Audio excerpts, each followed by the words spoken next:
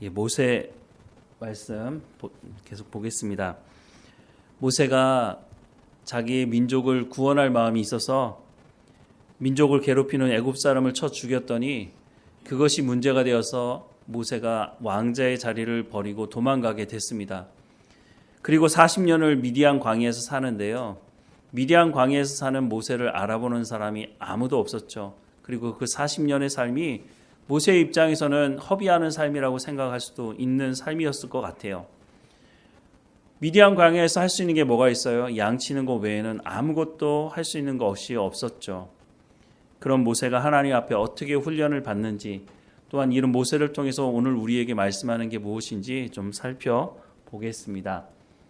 출애굽기 2장 15절 말씀 같이 읽겠습니다. 바로가 이 일을 듣고 모세를 죽이고자 하여 찾는지라. 모세가 바로의 낯을 피하여 미디안 땅에 머물며 하루는 우물 곁에 앉았더라 라고 말씀합니다. 바로가 이 일을 듣고, 어떤 일이죠? 애굽 사람을 쳐 죽였던 그 사건의 일을 듣고 모세를 죽이고자 하여 찾는지라 라고 말씀을 하고 있습니다.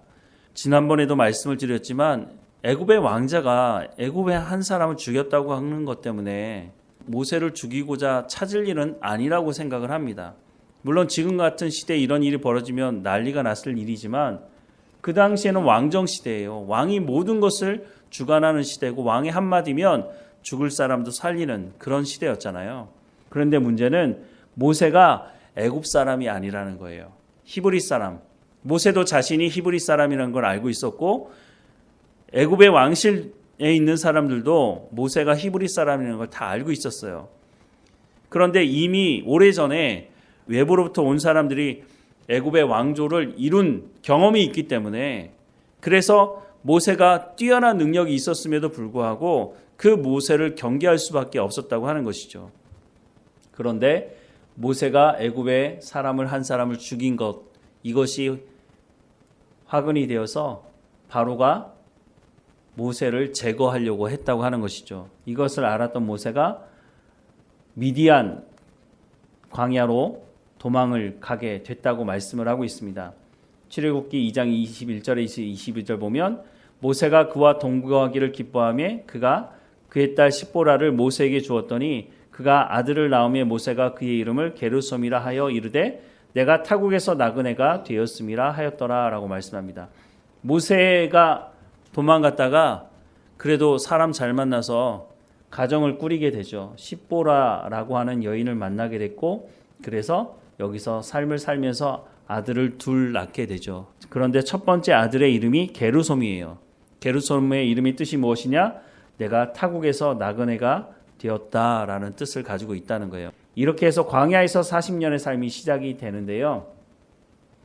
모세는 그렇게 40년을 지내고 있는 동안에 그러면 애굽에서는 어떤 일이 있었느냐?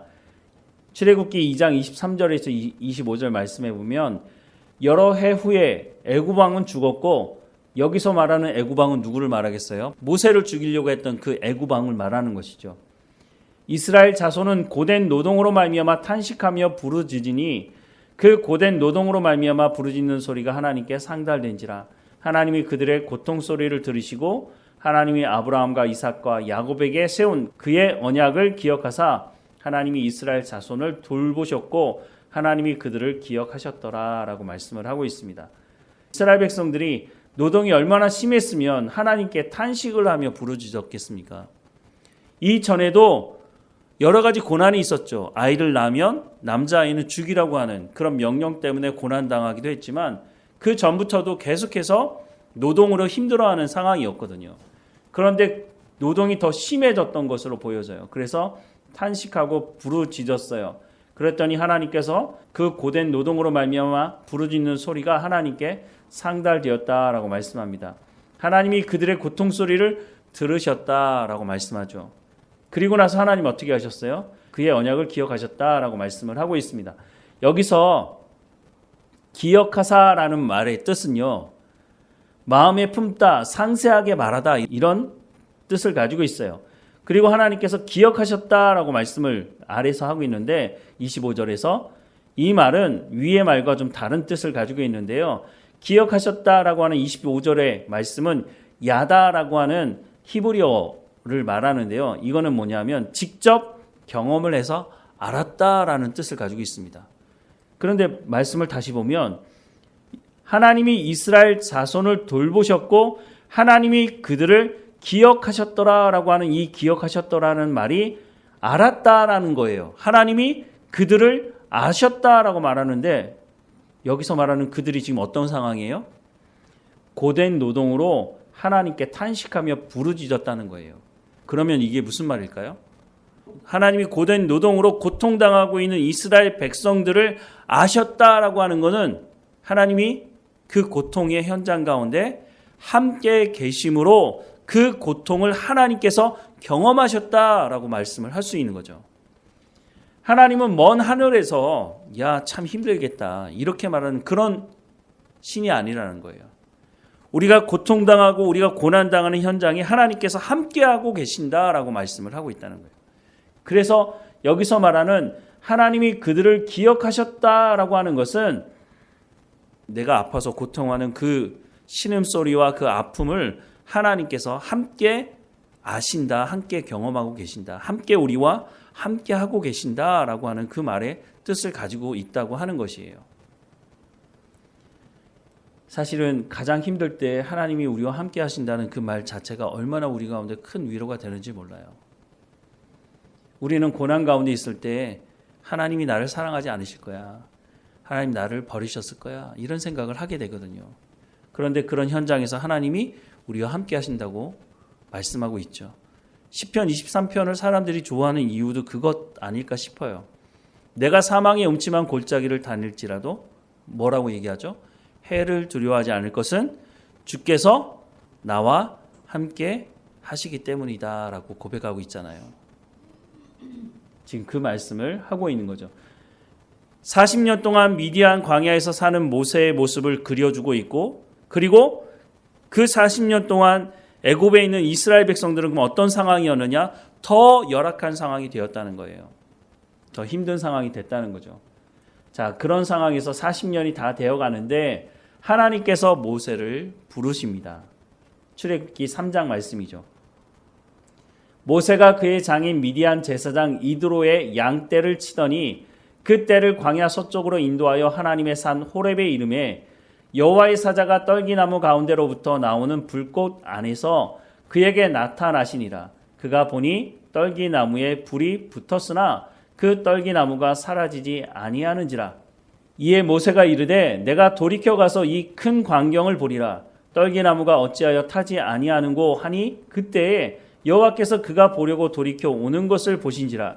하나님이 떨기나무 가운데서 그를 불러 이르시되 모세야 모세야 하시매 그가 이르되 내가 여기 있나이다.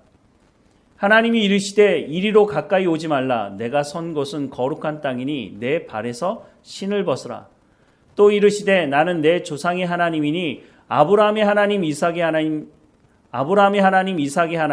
야곱의 하나님이니라. 모세가 하나님 배우기를 두려워하여 얼굴을 가리매 여호와께서 이르시되 내가 애굽에 있는 내 백성의 고통을 분명히 보고 그들이 그들의 감독자로 말미암아 부르짖음을 듣고 그 근심을 알고 이 말씀이 뭐예요? 앞에서 하나님이 그들을 아셨다라고 하는 말씀이 바로 이 말씀인 거죠. 하나님께서 그들의 고통을 분명히 아셨다는 거예요. 그냥 힘들겠다 이런 얘기를 하는 게 아니고 그 고통을 같이 감수하셨다는 말씀인 거죠. 8절에 내가 내려가서 그들을 애굽인의 손에서 건져내고 그들을 그 땅에서 인도하여 아름답고 광대한 땅, 젖과 꿀이 흐르는 땅, 곧 가나안 족속, 헷 족속, 아모리 족속, 브리스 족속, 히위 족속, 여부스 족속의 지방에 데려가려 하노라. 이제 가라. 이스라엘 자손의 부르짖음이 내게 달하고 애굽 사람이 그들을 괴롭히는 학대도 내가 보았으니 이제 내가 너를 바로에게 보내어 너에게 내 백성 이스라엘 자손을 애굽에서 인도하여 내게 하리라 라고 말씀합니다. 하나님께서 모세를 부르시는 거죠. 자, 11절 말씀 계속 볼게요. 모세가 하나님께 아뢰되 내가 누구이기에 바로에게 가며 이스라엘 자손을 애굽에서 인도하여 내리이까. 모세가 지금 어떤 상황인지 아시겠죠? 모세가 지금 어떤 상황이에요? 40년 동안 양만 쳤어요. 양. 처음에는 아마 양을 데려다 놓고 내가 애굽에서 어떤 사람인 줄 알아? 그럼 양이 뭐라고 할까요? 매 그러겠죠. 그럼 거기다 계속 얘기하는 거죠. 뭐 얘기할 사람이 없으니까. 40년 동안 애굽에서 왕자로 살았던 삶에 대해서 누가 알겠어요? 미디안 광야에서 아무도 자신을 알아보지 못하는 상황에서 자기 와이프 시브라에게 그걸 얘기해봐야 무슨 소용이 있겠어요? 그냥 하소연하는 거죠. 그것도 하루 이틀이지 그 이야기를 계속 들어주겠습니까? 어쨌든 모세가 양을 데려다 놓고 그 얘기를 막 하고 하늘에다도 하고 하나님께 원망하지 않았을까요? 하나님, 제가 저 잘 먹고 잘 살려고 그런 게 아니라 내가 내 백성 히브리 민족을 구원하고 싶은 마음이 있어서 그 열정을 가지고 내가 사람 하나 쳐 죽였는데 하나님 그것 때문에 내가 40년의 그 애굽의 삶을 다 정리하고 지금 뭡니까 이게? 처음에는 막 원망하고 불평했겠죠. 그래봐야 무슨 소용이 있어요? 누가 모세의 이야기를 들어줘요? 아무도 들어주지 않아요. 하나님도 아무 응답이 없는 거예요. 아무리 하늘을 향해서 하나님 나 이게 뭡니까? 하고 소리를 질러도 하나님께서 아무런 응답도 하지 않으시는 거예요. 하루 이틀 그런 얘기하다가 한 달, 두 달 지나고 나면 이제는 더 이상 말하지 않았겠죠. 그래, 내가 그렇지 뭐. 내가 이렇게 그냥 사는 거지. 내가 애굽에 돌아가겠어. 내 부모님에게 돌아가겠어. 내가 어떻게 하겠어. 그냥 여기서 살다가 그냥 뭐 죽는 거지. 이런 생각을 하지 않았을까요? 그런데 그 모세에게 하나님 나타나셔서 하는 말이 너 바로에게 가라는 거예요. 그 바로가 죽었는지 살았는지 모르죠. 성경은 모세를 죽이려고 했던 그 바로가 죽었다고 말하지만 40년 동안 애굽에 뭐 사람을 보내서 소식을 들었게 했어요. 뭘 했겠어요? 하나님께서 모세를 부르시니까 모세가 이런 말을 사실은 할 수밖에 없는 거죠. 내가 누구이기에 바로에게 가며 이스라엘 자손을 애굽에서 인도하여 내리기까? 제가요? 저는 지금 그런 사람 아닌데요. 40년 전에 혈기왕성하고 권력의 핵심부에 있을 때는 모르겠어요. 힘을 가지고 있으니까 뭔가라도 해볼 수 있었을 것 같은데 지금은 모세는 완전히 실패한 사람이잖아요. 목자예요. 양이나 치는 목자. 그런데 이 사람이 어떻게 이스라엘 백성들을 이끌어내요? 모세에게 무슨 군사가 있어요? 모세가 사병을 일으켜서 용병을 일으켜가지고 애굽하고 전쟁에서 이길 만한 실력이 있어요? 그런 것도 없잖아요. 아무것도 없어요. 그러니까 모세가 내가 누구이기에 바로에게 가서 하나님께서 내게 말씀하신 그 말씀대로 순종하겠습니까? 말도 안 되는 소리를 하지 마십시오 라고 말하는 거죠. 12절에 하나님이 이르시되 내가 반드시 너와 함께 있으리라. 내가 그 백성을 애굽에서 인도하여 낸 후에 너희가 이 산에서 하나님을 섬기리니 이것이 내가 너를 보낸 증거니라. 지금은요. 아무것도 없잖아요. 이런 결과가 나타나기 전까지 모세가 그걸 어떻게 알아요? 또 그런 생각을 하지 않았을까요? 왜 지난 40년 동안 나를 미디안 광야에 버려두셨습니까? 왜 지난 40년 동안 한 번도 나타나지 않으셨고 지난 40년 동안 나에게 왜 이런 말씀을 하지 않으셨습니까? 왜 이제 와서야 내가 아무것도 할 수 없는 이런 상황이 되고 나서야 왜 하나님 나한테 나타나셔서 이스라엘 자손을 애굽에서 인도해 내라고 말씀하십니까? 왜 그 마음이 없었겠어요? 그러니까 모세가 내가 누구이게? 왜 나한테 하나님 그 말씀을 하세요? 이미 나 다 잊어버렸어요. 그 얘기하는 거죠.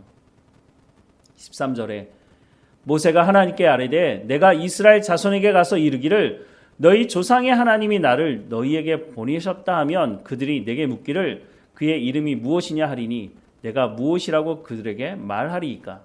하나님이 모세에게 이르시되 나는 스스로 있는 자이니라. 또 이르시되 너는 이스라엘 자손에게 이같이 이르기를 스스로 있는 자가 나를 너희에게 보내셨다 하라 라고 말씀합니다. 모세가 이 말을 이해했을까요? 사실 이 말 자체를 이해하기 쉽지는 않죠. 하나님은 지금 하나님이 이 말씀을 왜 하실까요? 나는 스스로 있는 자다. 모세야, 너 40년 전에 네가 힘 있고 능력 있을 때 네가 뭐 하려고 했지? 네가 그렇게 하려고 했던 그 마음 나도 알아. 그런데 네가 그렇게 한다고 해가지고 내가 하나님이 되는 게 아니야. 네가 그런 일을 하지 않아도 나는 하나님이야.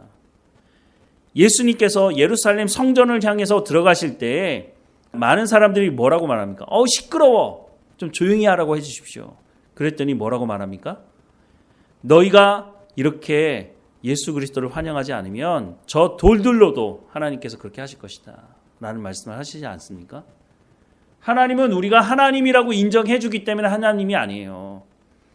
우상은 뭐예요? 우리가 우상을 인정하기 때문에 그래서 우상이 되는 것인데, 하나님은 우리가 하나님이라고 인정하고 하나님을 섬기기 때문에 하나님이 아니라 하나님은 원래 하나님이신 거예요. 그 하나님이 우리를 창조하시고 우리 가운데 은혜를 베풀어 주는 것이지, 내가 하나님께 무엇을 잘해 드리기 때문에 하나님이 되시는 것이 아니라고 하는 것이에요. 그런데 많은 사람들이 이 부분에 대해서 착각하는 경우가 있어요. 내가 하나님께 이렇게 하니까 하나님이 되시는 거야. 우리가 사람들 사이에서는 그렇게 할 수 있죠. 내가 그 사람에게 헌신하고 내가 그 사람을 존중하기 때문에 그 사람이 그 자리에 올라갈 수 있었던 거야. 내가 그 뒷바라지를 다 했기 때문에 그 사람이 그렇게 된 거야 라고 말할 수는 있겠지만, 하나님과 우리 관계는 그렇지 않다는 거예요. 하나님은 하나님이시기 때문에 하나님 스스로도 찬양과 경배를 받으실 수 있는 분이에요. 우리가 하나님을 찬양하지 않으면 하나님께서 돌들을 통해서도 하나님을 찬양하게 하시는 분이 하나님이시라고 하는 거예요. 하나님께서 지금 모세에게 그 말을 하고 있는 거예요. 모세야, 내가 네 마음 모를 줄 아냐? 너 지금 나를 원망하고 있지. 네가 힘과 권력을 가지고 있을 때 그때 왜 하나님 나를 부르지 않으시고 지금 아무것도 할 수 없는 상황에서 나를 부르시냐고 너 원망하고 있지. 너는 40년 동안 하나님이 너를 버렸다고 생각할지 모르지만 하나님께서 40년 동안 너를 잊지 않으셨어. 그리고 가장 합당할 때 하나님께서 너에게 온 거야 라고 하는 그 말을 해주시고 있는 거죠. 그런데 이 말을 모세가 알아들을 이가 없는 거죠. 지금 상황이. 그래서 하나님의 부르심에 대해서 거절을 합니다. 출애굽기 4장에 모세가 대답하여 이르되 그러나 그들이 나를 믿지 아니하며 내 말을 듣지 아니하고 이르기를 여호와께서 내게 나타나지 아니하셨다 하리이다. 그러지 않겠습니까? 40년 동안 아마 히브리 사람들도 알고 있을 거예요. 모세에 대해서. 살인자 아니야? 이렇게 생각을 했을 거 아니에요?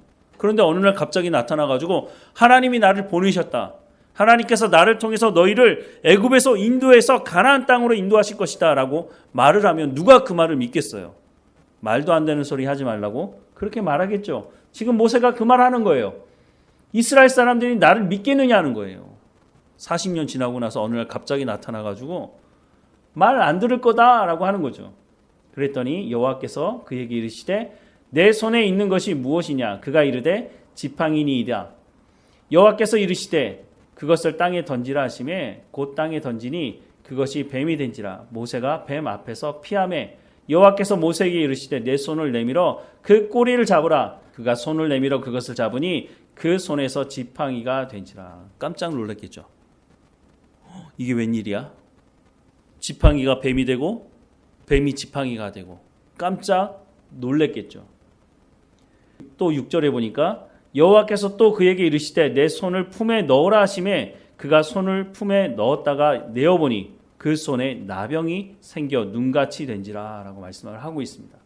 10절 말씀에 모세가 여호와께 아뢰되 오 주여 나는 본래 말을 잘하지 못하는 자니이다. 주께서 주의 종에게 명령하신 후에도 역시 그러하니 나는 입이 뻣뻣하고 혀가 둔한 자니이다 라고 말합니다. 또 다른 핑계를 대요. 하나님께서 지팡이가 뱀이 되고 뱀이 지팡이가 되게 하시고 또 손에서 나병이 걸리는 걸 보면서 깜짝 놀랐겠죠. 야 이거 보통이 아닌데, 야 이거 내가 생각을 뭔가 잘못한 것 같은데 그래도 나는 갈 수 없어 라고 말하는 거죠. 뭐라고 말해요? 나는 본래 말을 잘하지 못한 자입니다. 그런데 사도행전 7장 22절을 보면은요, 모세가 애굽 사람의 모든 지혜를 배워 그의 말과 하는 일들이 능하더라라고 말씀하고 있어요. 언제요? 40년 전에. 모세는요, 권력의 핵심부에서 애굽의 모든 것들을 배웠고 그 당시에 애굽의 다른 사람들보다 뛰어난 능력이 있었던 사람이 맞아요. 그래서 그 말을 하는 거죠. 사도행전에서는. 그의 말과 하는 일이 능하더라. 그래서 견제를 받은 것이었거든요. 그런데 지금 80세가 된 모세는 뭐라고 말해요? 나는 본래 말을 잘하지 못하는 사람입니다. 말도요, 계속해서 해야 느는 거거든요. 우리가 영어를 배울 때도요, 계속해서 말을 해야지 배우게 되는 거지, 영어 잘 안 하면요, 영어도 까먹어요. 한국에 살다가 이민 가서 사는 분들 보면요, 한국말을 까먹어요. 한국말을 계속 해야 단어도 생각하고 말을 하는데, 우리가 한국말 까먹겠어 그러는데요, 정말로 거기 가서 현지의 언어를 사용하기 시작하면은요, 중요한 단어들을 까먹어요. 모세가 그 말 하는 거예요. 나 40년 동안 대화할 사람이 없었습니다. 양들을 데려다 놓고 얘기도 해보긴 했지만 그것도 하루 이틀이지, 나 더 이상 할 말이 없어가지고 이제는 내 혀가 뻣뻣해졌습니다. 내가 무슨 말을 해야 될지도 모릅니다. 라고 말을 하는 거죠. 지금 거짓말하는 게 아니에요. 나는 입이 뻣뻣하고 혀가 둔한 자가 됐습니다. 그런데 바로 앞에서 내가 무슨 말을 하겠습니까? 내가 무슨 말을 해야 될지도 모릅니다. 사실을 이야기하는 거죠. 그랬더니 하나님 뭐라고 말씀하시죠? 11절에 여호와께서 그에게 이르시되 누가 사람의 입을 지었느냐? 누가 말 못하는 자나 못 듣는 자나 눈 밝은 자나 맹인이 되게 하였느냐? 나 여호와가 아니냐라고 말씀하세요. 이제 가라. 내가 내 입과 함께 있어서 할 말을 가르치리라. 모세가 이르되 오 주여 보낼 만한 자를 보내소서라고 다시 한번 말하고 있습니다. 모세가 지금 거짓말하는 건 아니에요. 사실을 말하는 겁니다.